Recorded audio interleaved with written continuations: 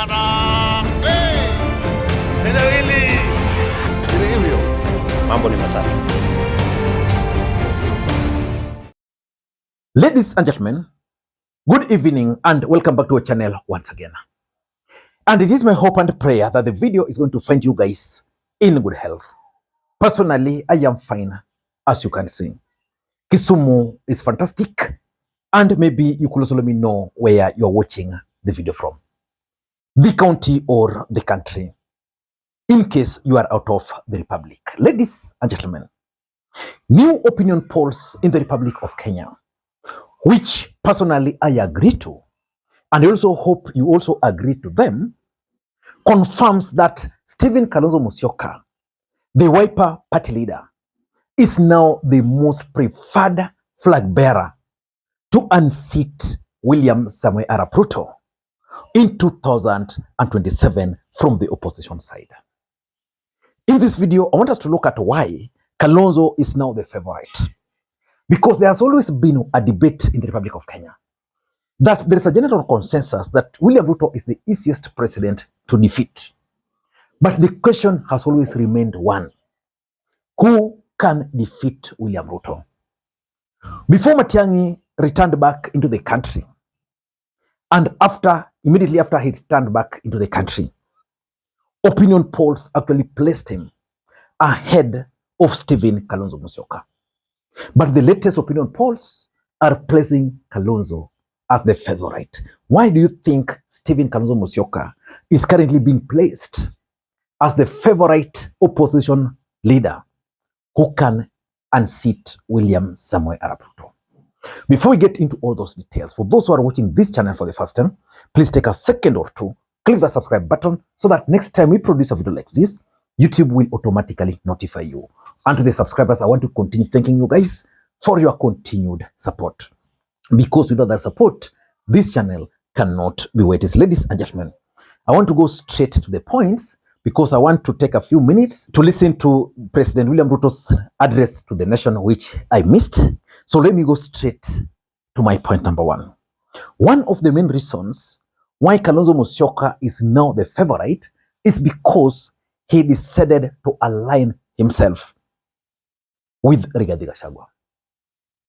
Previously, he had not fully aligned himself with Rigathi Gachagua. Previously, Fred Matiang'i had not also chosen a different path. And because of that alignment with Rigathi Gachagua, who is currently being viewed as the real opposition, that has boosted his ratings as far as Mount Kenya politics is concerned. Mimi sijashiriki in any general election ambaye nimepoteza. I always go to the winning side. Mimi nimepiga hesabu kabisa kisayansi. Nimekaa chini na kalamu na karatasi. Na nimesikiza Wakenya kwa makini sana. Na mimi nimeona nijipange vizuri. Kwa sababu mimi sitaki kuanguka. Mimi nimepima siasa ya Kenya. Pahali Kalonzo Musyoka atakuwa ndio ushindi itakuwa. And the largest voting bloc in the Republic of Kenya is Mount Kenya.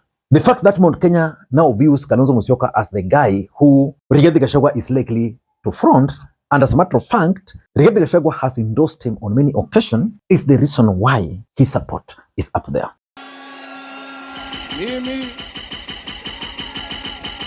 Mimi Rigathi Gachagua na wafuasi wangu ambaye ni mamilioni, nitaunga yeye mkono na kumfanyia campaign.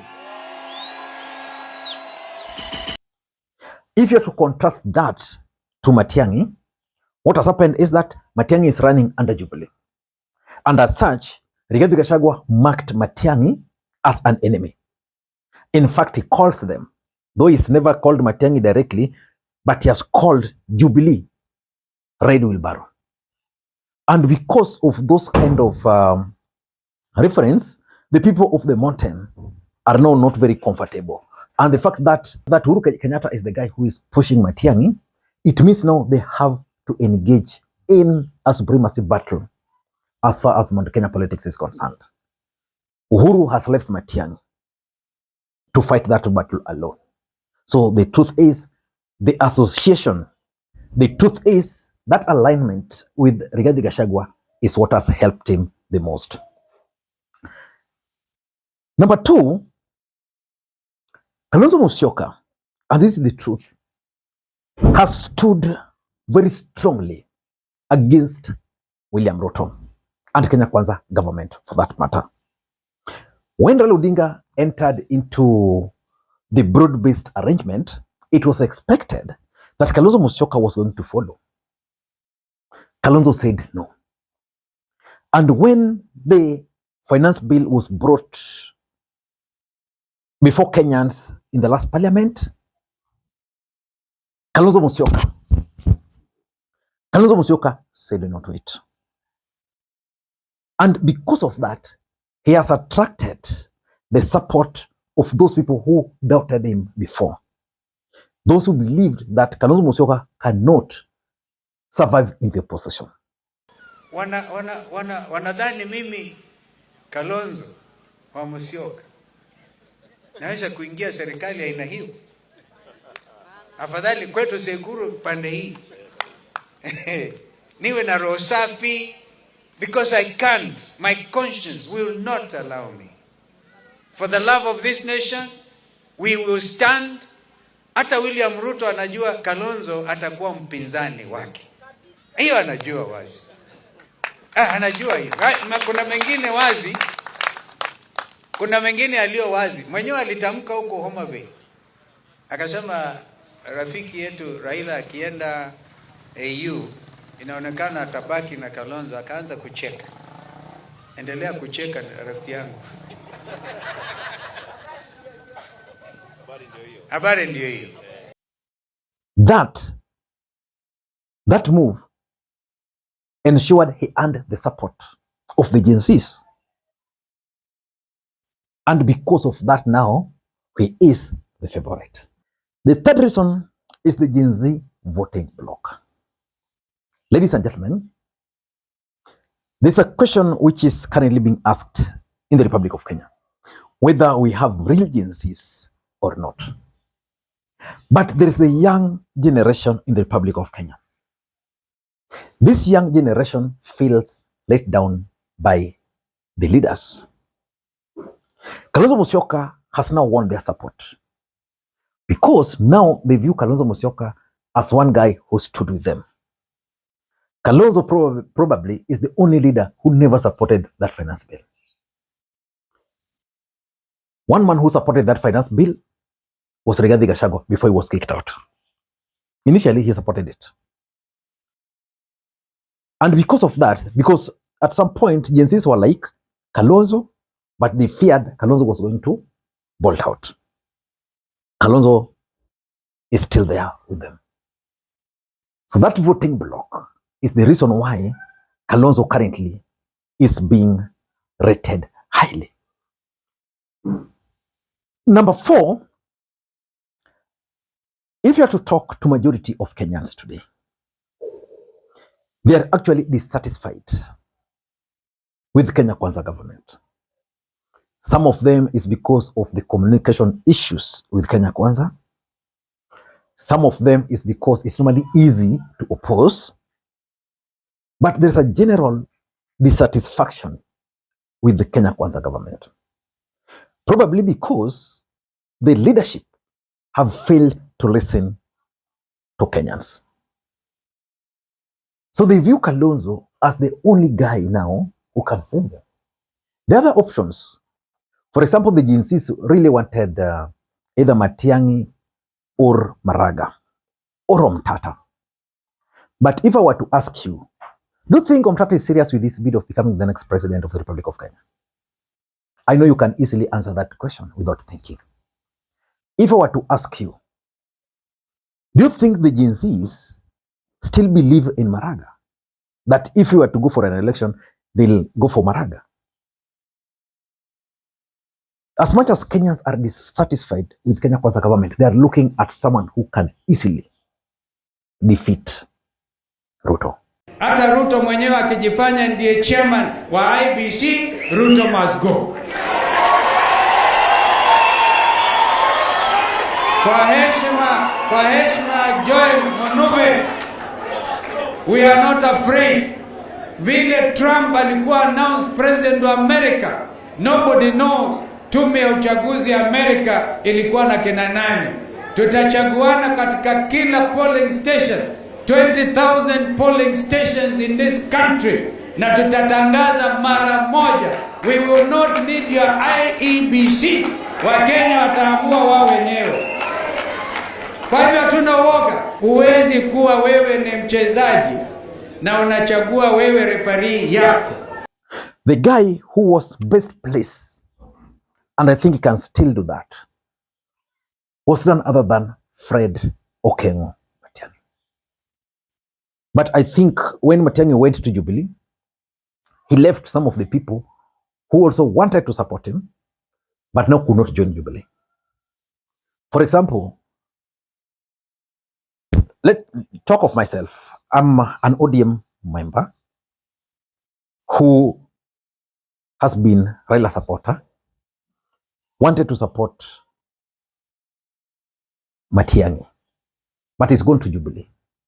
Wouldn't Fred Matiang'i form his own party, like Rigathi Gachagua went formed his own party? You have Wamala who has his own party, Kalonzo has his own party, Martha Karua has his own party, Justin Muturi has his party. Everybody around has his party apart from Dr. Fred Matiang'i. But you see, again, how is it that the flip side of that argument is this? How is it that you're not crediting me for consistency? I served in the Jubilee administration under Jubilee president, implemented Jubilee policies. Why would I walk away from them now and go to articulate other policies? I believed in them then, I believe in them now. I believed in that system of management, I believe in it now. How the flip side of it is that, how is it that you're not looking at my consistency, that I am consistent? I did not say things then that I will regret today. That what I told Kenyans then and how I worked then is how I would like to continue working. Because the flip side of it is to look at the consistency of it. That I am consistent in the manner in which I do stuff. I have remained faithful to the public service journey that I have walked. I have not changed. I'm not flip-flopping. Today I'm talking Jubilee, tomorrow I'm talking other things. How is it that you are not crediting me for consistency in an environment where some of these people you are talking about have jumped parties 6, 7, 8 times, and that doesn't even make them, any better. Yeah, speaking of, I mean, you stick. Not his own party. So I find it very difficult, for example, to align myself with Jubilee. I know I'm not alone. There's so many other people. And that's why joining Jubilee probably has affected him, because Jubilee was part of the previous government, and there are people who are dissatisfied with the performance of the previous government. So they wanted someone who will bring fresh start. So Matiang'i currently carries that baggage, unlike Kalonzo, who is just there. And lastly, it has reached a point where Kenyans are now looking at the possibility of going for an election. And that election is going to be determining, and that election is going to have William Ruto. So the question now is, who can remove William Ruto? So they're sitting somewhere and they're looking at numbers. And they're saying, for Kalonzo, Ukambani will fully vote for him. The entire Mount Kenya can vote for him. He can get 1, 2, 3 from here. Then they go to Matiang'i, and they look at Matiang'i will secure Kisii, part of Nyanza and Western, but without the support of Rigathi, the equation is a bit complicated for him. And because of that, now most Kenyans are like, why not just rally around Kalonzo Musyoka? That's exactly what's happening. I don't know what to think. That's my take. Until next time, this is Lee McQueen. Bye-bye.